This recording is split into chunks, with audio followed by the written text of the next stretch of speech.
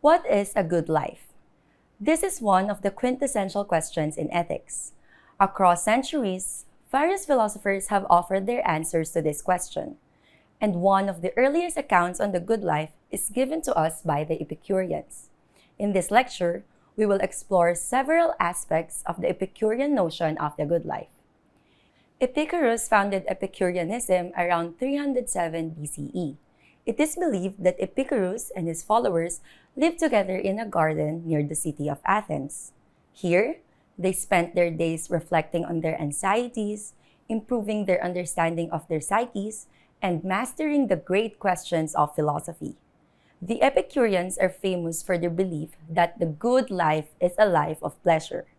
Their argument supporting this claim is heavily reliant on observation.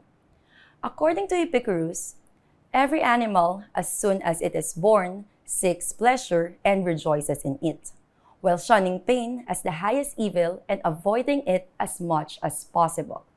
For him, infants and animals are reliable indicators of what is natural since they are not yet corrupted by false assumptions about what is good and bad. In this state, nature's judgment is pure, and therefore a trustworthy guide on how we ought to live our lives. This is known as the cradle argument. The Epicureans are stereotypically portrayed as indulging in extravagant and excessive pleasures. This representation is drastically different from their actual teachings and practices. For starters, they define pleasure as the absence of bodily pain and mental distress. This is a refreshing take on pleasure, for we usually think of pleasure as something that noticeably stimulates our senses. Oftentimes, we don't recognize the state of painlessness as something pleasurable. But for the Epicureans, the lack of pain is already equivalent to a state of pleasure. The Epicureans identified two types of pleasures: the restorative and non-restorative. Restorative pleasures are divided into two kinds. Static restorative pleasure pertains to the condition of feeling no pain. This condition gives certain processes or activities their quality of being enjoyable. Taking a walk, for example, will only be pleasant if the walker is free from pain and distress. Kinetic restorative pleasure involves change or motion, affecting our senses with an agreeable feeling. Kinetic pleasure is a process, while static pleasure is a state or a way of being. Eating and exercising are some examples of kinetic pleasures. Lastly, non-restorative pleasure refers to painless sensory variations, such as those of taste, vision, and hearing.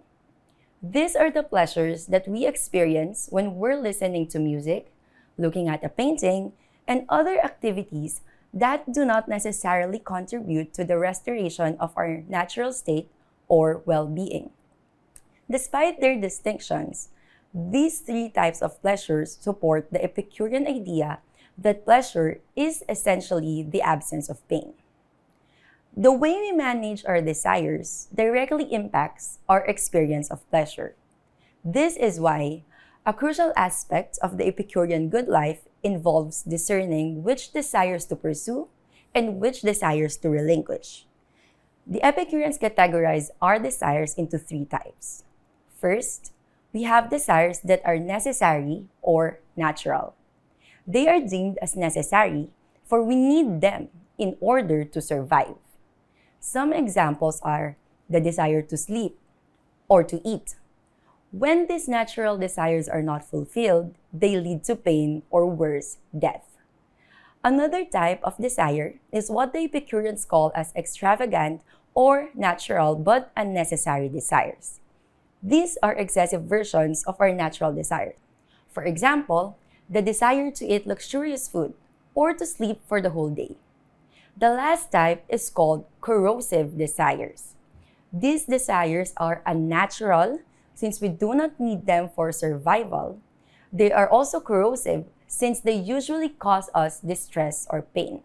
Some examples will be the desire for fame and power. Epicurus believes that pursuing extravagant and corrosive desires frequently results in pain, This is why he recommends to only focus on satisfying our necessary desires. In doing so, we will alleviate pain and will therefore be in a state of pleasure. We are also asked to constantly evaluate our desire. To all desires, this question must be applied. What will be the result for me if the object of this desire is attained, and what if it is not? If a desire would lead to bodily pain or mental distress, perhaps Epicurus would not endorse seeking such desires. Sober reasoning is also an important aspect of the Epicurean good life. This involves moderation and the proper understanding of human nature and human needs. Think of it this way. If we have a car, we must ensure to fill it with the right type and the right amount of fuel in order to sustain its function. Us humans also operate in this manner. In order to maintain our well-being, we also need to know which food and practices are good for us, and we must pursue them in moderation.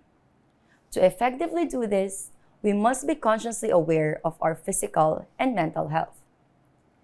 Friendship is also one of the cornerstone of the Epicurean good life. Epicurus says, "Of all the means to ensure happiness throughout the whole life, by far the most important is the acquisition of friends." We need friends with whom we can gain trust, knowledge, security, shared personal affection, and joy. Good Epicureans reliably inspire confidence in their friends because they recognize what matters for happiness and for friendship. They do not allow the pursuit of extravagant desires to injure their relationship. Moreover, friends offer reliable support in times of need, thereby aiding us in our anxiety or mental distress. We will now delve into the final aspect of the Epicurean good life, the tetrapharmakos, also known as the fourfold remedy or the four-part cure. Here, Epicurus outlines some of humanity's greatest fears in life, and he presents us with arguments on why we should not fear it. First, do not fear gods. Epicurus posits that divine beings are self-sufficient and do not require anything from humans, not even praise or worship. He further asserts that divine beings presents no fear, as it is beneath them to immerse themselves in human matters. He imagines the gods as entirely unconcerned with us.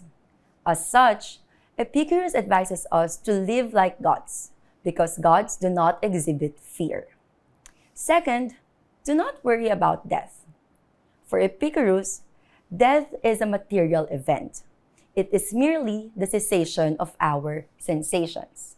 Hence, death does not concern us, because as long as we exist, death is not here.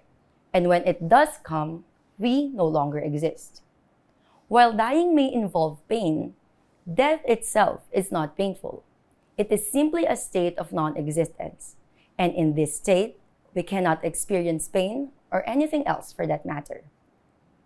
Third, what is good is easy to get.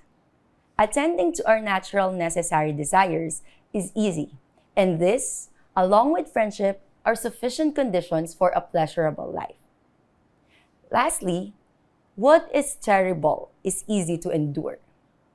Epicurus thought that the memory of past pleasures and the anticipation of future pleasures can make us happy even when we are undergoing extreme pain.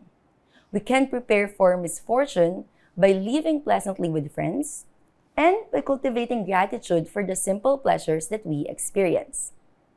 To summarize, the Epicurean good life is a life of pleasure.